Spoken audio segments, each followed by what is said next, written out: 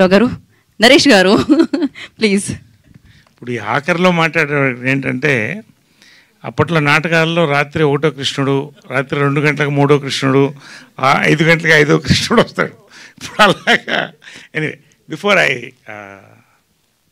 Say few words about, చాలా మాట్లాడాలి కానీ టైం తక్కువ ఉంది, తక్కువ మాట్లాడతాను. ఒక్క నిమిషం that legend, that household name గురు రామోజీరావు గారు గురించి 1 minute అందరం మౌనం పాటిద్దామంటే ప్లీజ్ కైండ్లీ.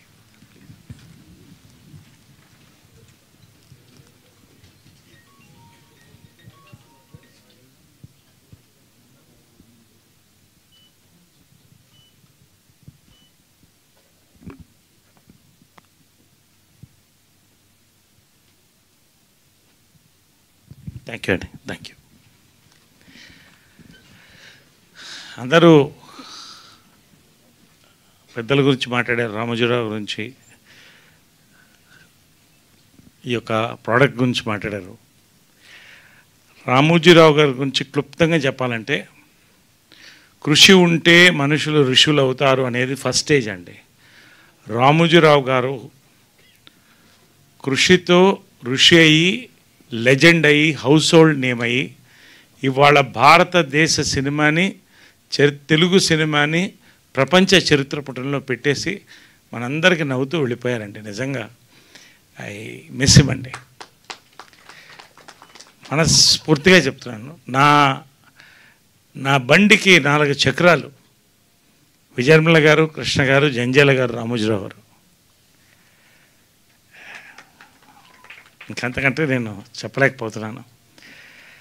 పర్సనల్గా నా జీవితంలో చేసుకున్న పెద్ద అదృష్టాల్లో ఒకటి ఏంటంటే, ఈ యొక్క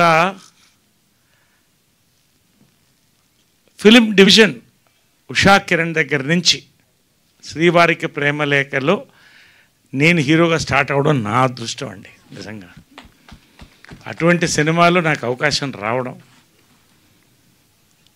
అప్పటి నుంచి ఇప్పటి వరకు కూడా ఆ కుటుంబంలో ఒకటినే నేను భావిస్తాను, వాళ్ళలాగా భావిస్తారు. అది నా పూర్వజన్మ సుకృతం అనుకుంటున్నాను, రామోజీరావు గారి ఫ్యామిలీ అంతా కూడా.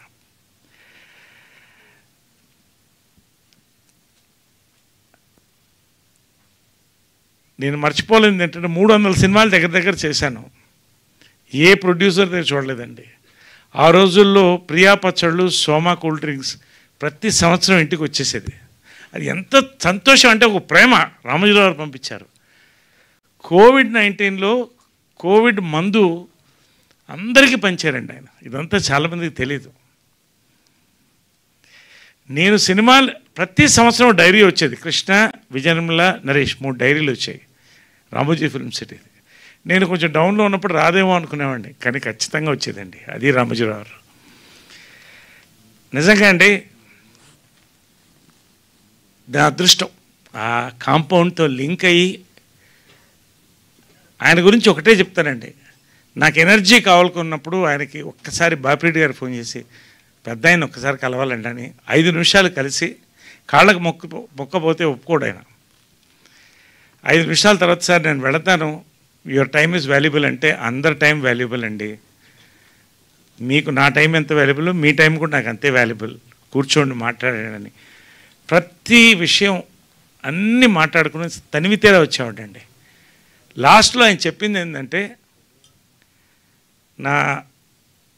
నా బ్రెయిన్, నా కాళ్ళు పనిచేసే వరకు పనిచేస్తూనే ఉంటాయి నరేష్ గారు అన్నాడు.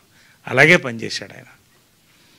నెక్స్ట్ ప్రాజెక్ట్ ఏంటని అడిగాను. లైఫ్లో నేను మర్చిపోలేను.